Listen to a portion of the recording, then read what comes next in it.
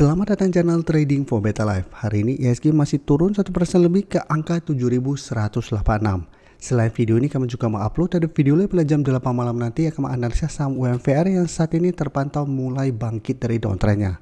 Dan di video ini saya coba analisa satu emiten yang akan membagikan dividen sebesar 92% dari laba bersih tahun 2023. Bagaimana potensi saham di kedepannya?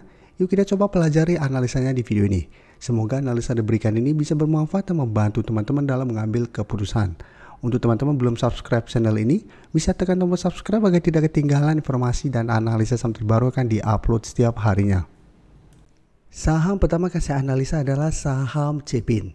Cepin hari ini masih turun 0,96% ke harga 5.175. Bisa kita lihat di grafik, sebelumnya Cepin sempat naik di atas 5.300, sempat menyentuh 5.400, tapi cara candle 5.300 belum terkonfirmasi break, dan saat ini Cepin kembali melemah.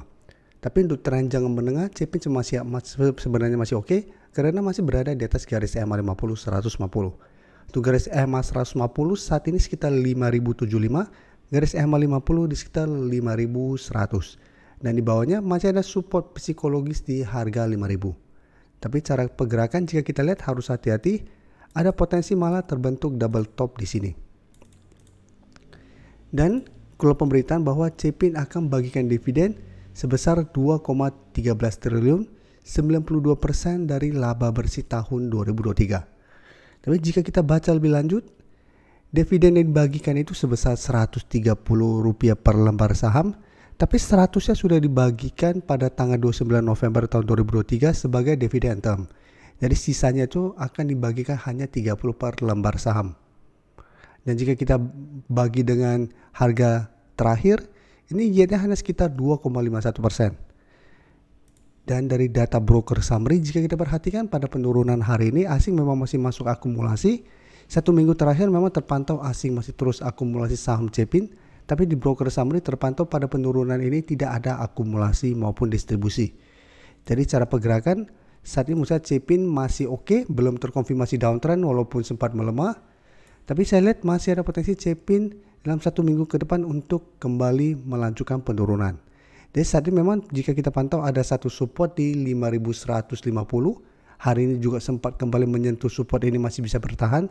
Tapi karena ini masih belum ada akumulasi, plus masih ada potensi untuk lanjut turun menuju garis EMA 50 150 karena masih ada candle merah. Jadi apabila teman-teman ingin coba entry saham Cepin, saya coba tunggu kembali di sekitar garis EMA 50 sampai 150. Di sekitar 5.075 sampai 5.100.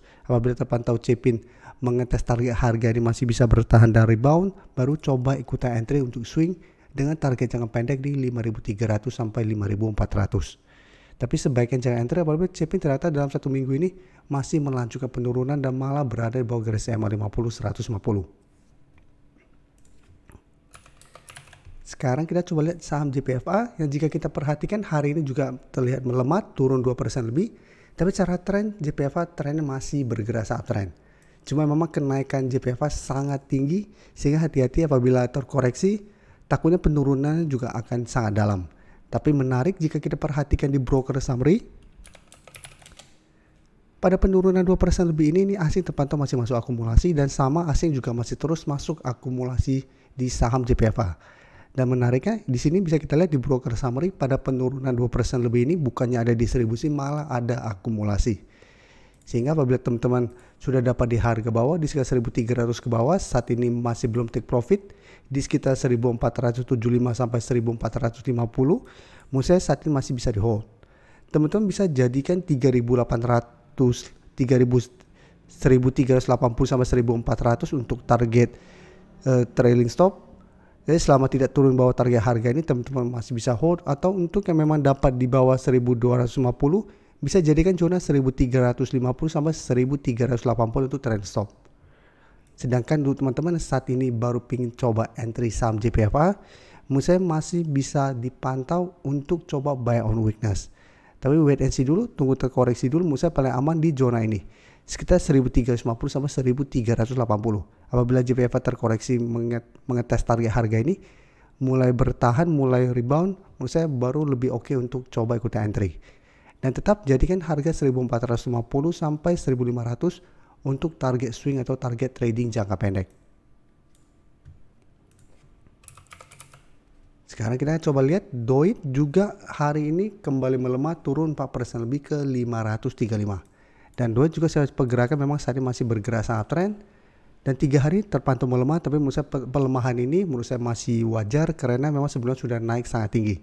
Dan jika kita perhatikan, saat ini DOIT mencoba untuk bertahan di 530. Dan di bawahnya masih ada support psikologis di harga 500. Jadi untuk DOIT apabila teman-teman dapat di harga bawah dan belum mau take profit, menurut saya selama masih kuat di 500, DOIT masih bisa di hold. Atau untuk yang memang dapatnya di 380 ke bawah, bisa jadikan garis EMA 50 sampai 460 untuk trailing stop. Dan bisa kita perhatikan untuk broker summary, penurunan 4% ini terpantau malah ada akumulasi. Dan asing juga terpantau mulai masuk akumulasi 2 hari terakhir. Setelah sebelumnya 1 minggu terakhir melakukan distribusi. Jadi DOIT juga menurut saya penurunan yang wajar karena sebelumnya sudah naik sangat tinggi. Dan sama ini juga malah kesempatan untuk coba kita pantau untuk buy on weakness. Tapi paling aman tetap menurut saya wait and see dulu. Paling oke adalah tunggu di sekitar 500, apabila DOIT mengetes 500 masih bisa bertahan dari rebound, baru coba ikut entry. Dengan target swing itu di 530 sampai 550 untuk target swingnya. Tapi tetap kita harus hati-hati karena bisa kita lihat sebelumnya juga DOIT sempat naik sangat tinggi.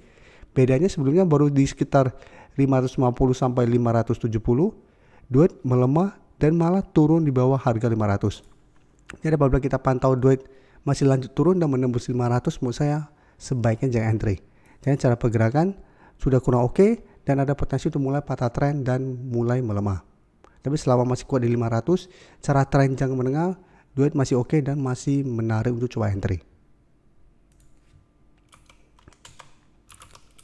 Oke, sekarang saya akan coba update lagi pergerakan dari saham BRIS. Bisa kita lihat, BRIS sebelumnya berhasil bertahan atau rebound dari 2300.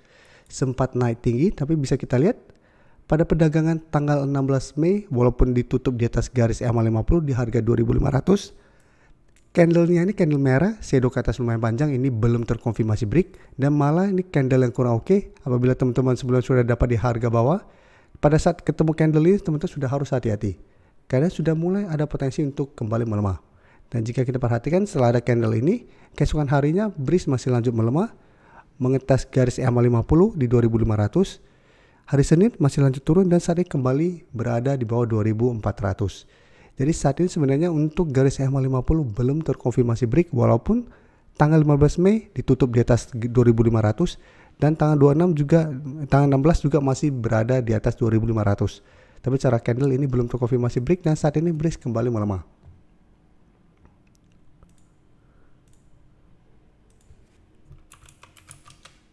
Dan untuk BRIS bisa kita lihat pada penurunan 4% lebih hari ini terpantau masih ada distribusi yang dilakukan asing. Salah keseluruhan 1 minggu terakhir sebenarnya asing masih distribusi, walaupun tanggal 15-16 asing mulai masuk kembali. Dan di broker summary pun bisa kita lihat ini masih ada distribusi besar. Jadi untuk BRIS menurut saya tetap harus hati-hati. Garis EMA 50 saat ini masih berupa daerah resisten lumayan kuat. Sekarang memang masih ada satu support di 2300 dan saya lihat BRIS masih ada potensi untuk kembali mengetes support ini. Dan hati-hati, menurut saya support 2300 tidak terlalu kuat. Masih ada potensi untuk break dan masih lanjut turun ke 2200 sampai garis EMA 150. Yang saat ini sekitar 2190. Jadi apabila teman-teman saat ini ingin coba entry saham BRIS, wait and see dulu, lihat apakah bisa bertahan di 2300. Apabila masih gagal bertahan, sebaiknya tunggu di sekitar garis EMA 150 sampai 2200. Terima kasih telah menonton video ini. Like dan share video ini bila bermanfaat bagi teman-teman. Dan support channel ini dengan cara tekan tombol subscribe agar channel ini bisa makin berkembang dan bisa membantu lebih banyak orang lagi. Terima kasih.